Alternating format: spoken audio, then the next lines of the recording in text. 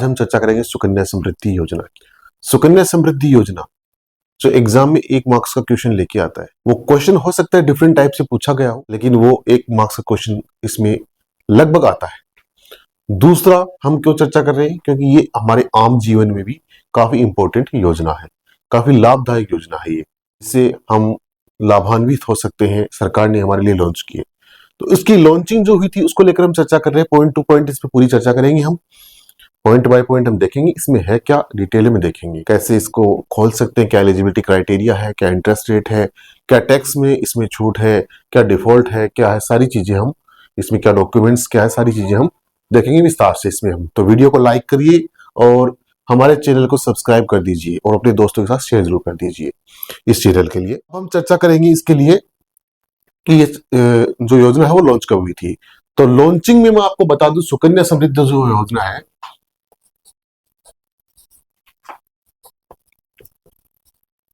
Sukanya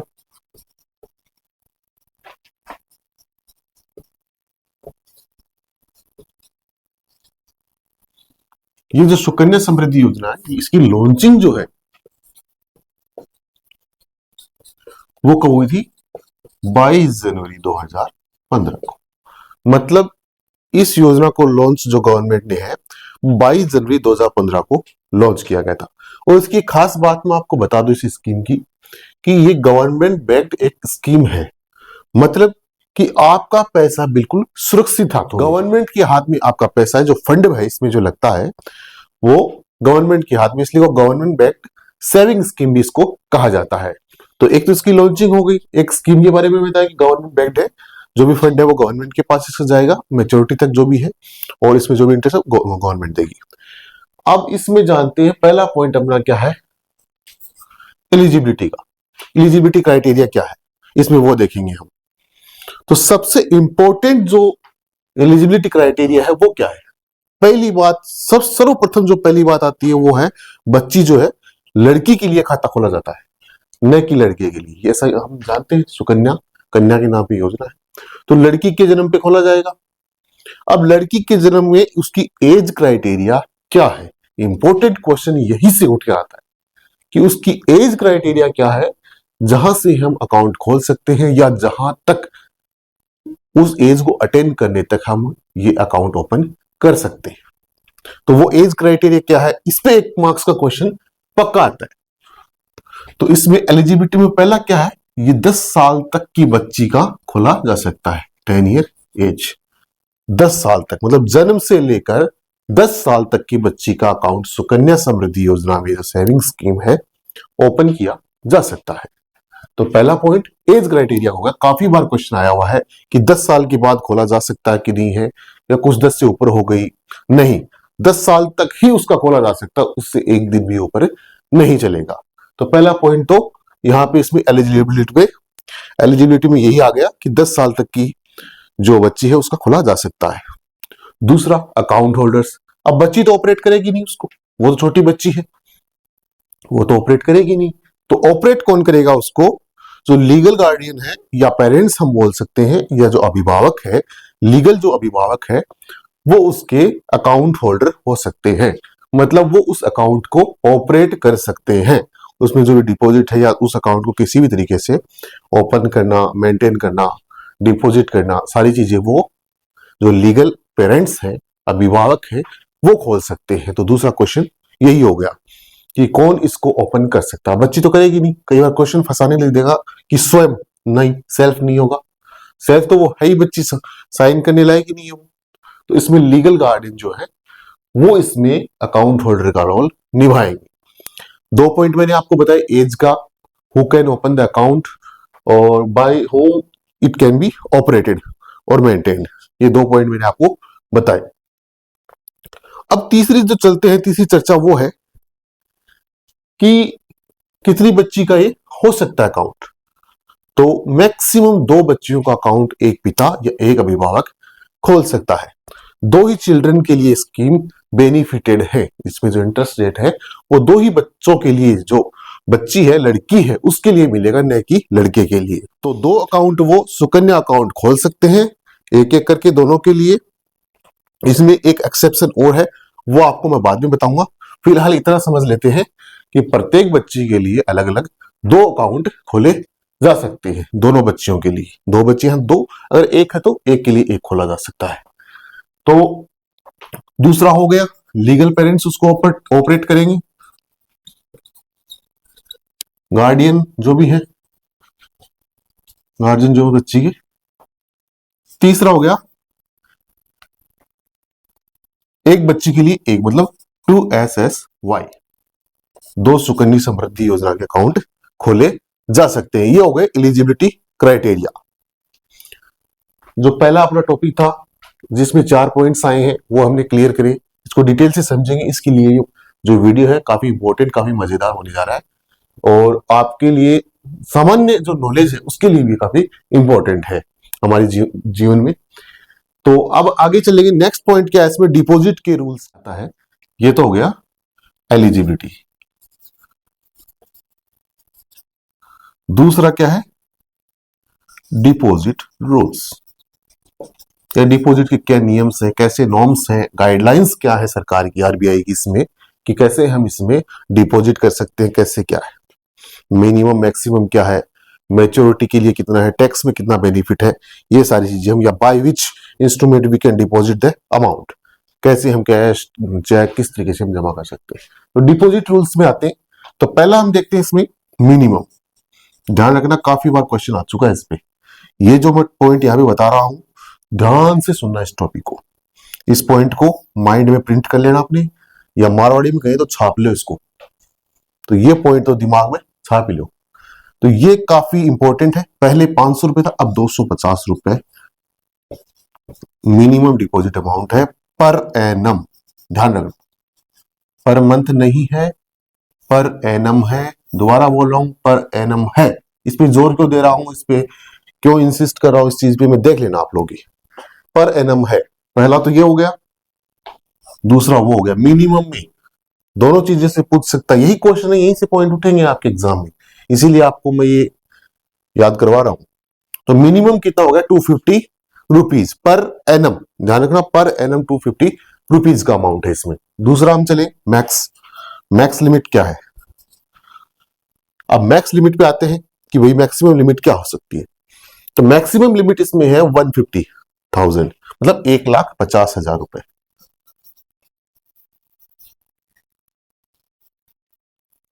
per annum, एक साल, 1,50,000। ये तो सिंपल है क्वेश्चन, वैसे आता नहीं इस पे, क्योंकि इसी पे ज्यादा जो हिट करेगा क्वेश्चन जो है, इस पे कम ही हिट करता है, क्योंकि सबको पता है ये चीज कि 1.5 लाख रुपए मैक्सिमम है, तो इस पे ज्यादा हिट नहीं करता। जो 250 है ये अमाउंट पे हिट करेगा, इसी पे क्वेश्चन वो टिक करेगा अपना कि मिनिमम अमाउंट क्या है, पर मंथ कर देगा वो, आप वहां पे गलती कन्वर्ट हो गए।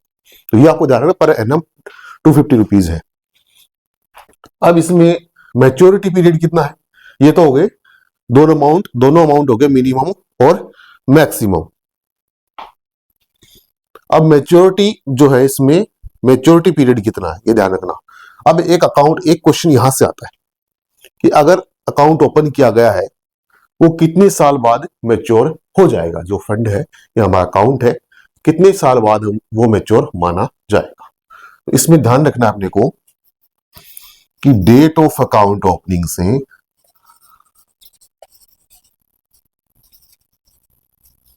डेट ऑफ अकाउंट ओपनिंग से 21 ईयर्स, ये क्राइटेरिया आपको ध्यान में रखना है।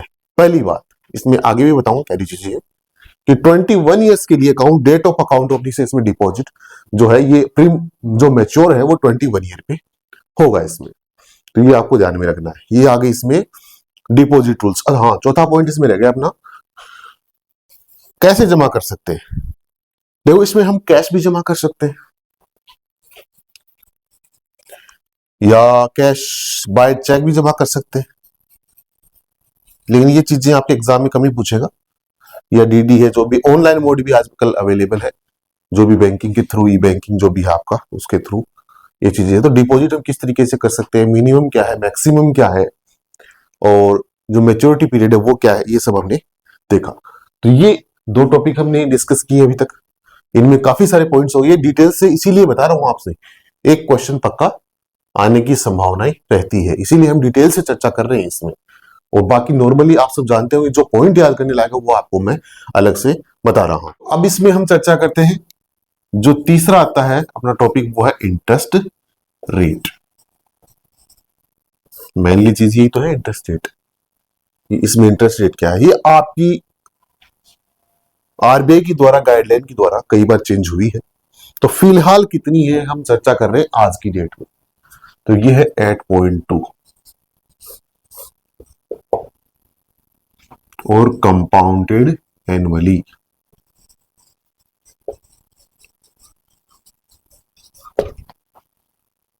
कितनी है 8.2, सबसे ज्यादा।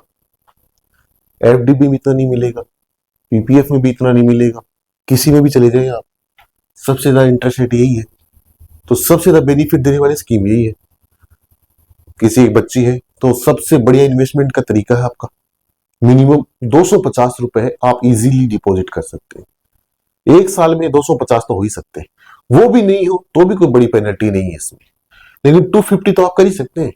8.2 मिल रहा है कंपाउंडेड एनुअली, ये भी देखिए आप साल के अंत में वो जुड़ के आपके कंपाउंडेड उसका इंटरेस्ट आपको मिलेगा। सबसे बड़ी जो बेनिफिट इसमें ये है, तो ये ध्यान रखनी है आपको बात, पहली बात यहाँ पे। और 8.2 ये आप करंट रेट जब भी आपकी एग्जाम हो ये आप देख सकते हैं। तो फिलहाल ये रेट है, इंटरेस्ट रेट पे हम चर्चा कर रहे हैं। अब इसमें क्या है, टैक्स स्टेटस देख लेते हैं थोड़ा, कि टैक्स कैसे कैसे क्या लगता है। इस पे क्वेश्चन आता है टैक्स स्टेटस पे आपके, ये ध्यान रखना। गोल्डन पॉइंट है यहां से, तो इसको तो छाप ही लेना दिमाग में। टैक्स स्टेटस क्या है, इस पे कहां टैक्स लगता है कहां नहीं लगता है वो हम चर्चा करेंगे। तो पहली बात, इसमें टैक्स का मैं आपको एक चीज बता दूं, ई ई ई स्टेटस बोल सकते हैं अपन। ई स्टेटस याद करने के लिए वैसे कुछ ये नहीं, ई स्टेटस का नाम है या इसमें कोई योजना है ई स्टेटस, कुछ नहीं है ऐसा नाम करने की, ये सिर्फ याद करने के लिए, रिमेंबर जो माइंड में रखने के लिए चीजें हैं सारी। तो ई स्टेटस का पहला हम देखें, अगर हम इन्वेस्ट करें, इन्वेस्ट बोल सकते हो, डिपॉजिट बोल सकते हो, इसमें जमा बोल सकते हो हिंदी में। इन्वेस्ट है वो क्या है, और दूसरा क्या है इसमें हम इंटरेस्ट माने, और तीसरा माने मान लो मैच्योरिटी पे, या विड्रॉल बोल सकते हो, कुछ भी बोल सकते हो, जब हम पैसा निकाले खाते से, कब एक्यूमुलेटेड होकर जब पैसा आता है वो मैच्योरिटी पे, उसकी बात कर रहे हैं। अब इसमें तीन तरीके से क्वेश्चन बन सकता है, इसलिए मैंने ई स्टेटस लिखा है। ई का मतलब क्या है, एग्जम्प्टेड। ई का मतलब है एग्जम्प्ट, मतलब छूट दी गई है इसमें। अब आप डिपॉजिट करोगे, इन्वेस्ट करोगे या जमा करोगे, वहां पे आपकी कोई टैक्स या कोई चार्ज नहीं है। दूसरा, इंटरेस्ट जो इस पे आपकी अर्निंग हो रही है, जो कंपाउंडेड इंटरेस्ट आपके आ रहा है, कोई इंटरेस्ट उस पे कोई टैक्स नहीं है। तीसरा, जब आप विड्रॉल करोगे, पैसा निकालोगे खाते से, तो भी कोई इस पे चार्जेस या उस पे टैक्स नहीं है। तो टोटली टैक्स फ्री इसको हम बोल सकते हैं, लेकिन कहां तक, 150 तक मैंने मैक्सिमम लिमिट बताई थी, उसके बाद आपको इसका कोई बेनिफिट नहीं मिलेगा पर एनम। तो ये बात आपको ध्यान रखनी है, एक साल में 1.5 लाख से ऊपर आपको कोई बेनिफिट नहीं मिलेगा। 1.5 लाख तक आप टैक्स बेनिफिट ले सकते हैं। आप अगर आयकर दाता है तो उसमें आपको छूट मिलेगी। कौन से जो सेक्शन के तहत मिलेगी, ये बात काफी इंपॉर्टेंट है। आईटी एक्ट 80C जो अपना इनकम टैक्स एक्ट है, उसमें 80C के तहत आपको इसमें डिडक्शन मिलता है, टैक्स में छूट मिलती है आपको वहां पे। तो 1,50,000 रुपए तक पर एनम एक जो आयकर दाता है, अगर वो डिपॉजिट कर रहा है तो वो इसमें छूट ले सकता है। तो यहां से गोल्डन पॉइंटर निकल गया। टैक्स स्टेटस में काफी इंपॉर्टेंट चीज है, सबसे बड़ी कड़ी यही है, मत मान लो जान यही है इस क्वेश्चन की, सुकन्या समृद्धि योजना में। तो इसमें हम टैक्स बेनिफिट देख लिया, इंटरेस्ट रेट देख ली, ठीक है। अब नेक्स्ट चलते हैं इसमें मैच्योरिटी पीरियड पे। अब देखते हैं इसमें मैच्योरिटी पीरियड,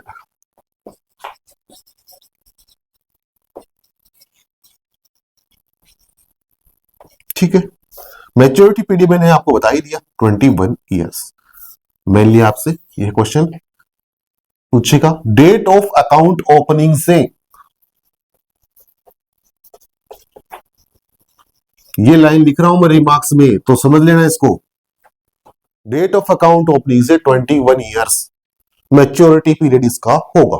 अब देखिए एक्सेप्शन, अगर लड़की की एज 18 साल हो गई है, पहला क्लोज मैरिज के लिए, अरे अपनी भाषा बोले ब्याह के लिए तो पैसा चाहिए, इकट्ठा क्या करया, हमने इकट्ठे क्यों किए उसको, इकट्ठे इसीलिए तो कई लड़की की शादी करेंगे बड़ी होगी तो वो इकट्ठे हो जाए, इन्वेस्टमेंट हो जाए तभी तो निकालेंगे।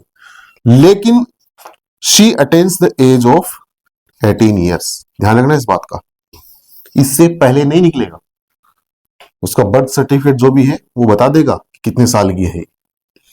तो पहला इसमें क्लोज आ गया, अगर आप उसकी शादी करना चाहते हैं 18 साल से ऊपर है तो आप वो पैसा विड्रॉल कर सकते हैं।